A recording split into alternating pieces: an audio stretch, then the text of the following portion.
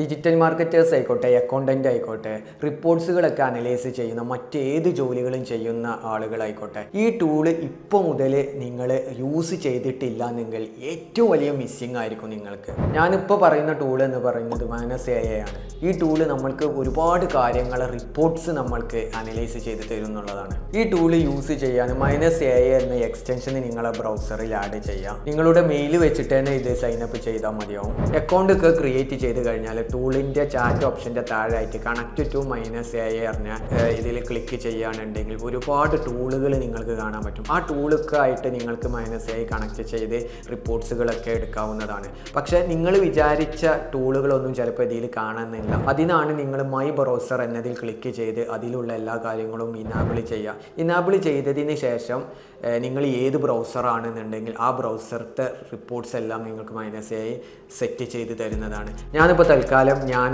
Manage ചെയ്യുന്ന ഒരു ക്ലയൻറ്റിൻ്റെ ads മാനേജറിൻ്റെ ബ്രൗസറിൽ പോയിട്ട് എക്സ്റ്റൻഷൻ ഞാൻ ഇനാബിൾ ചെയ്തു.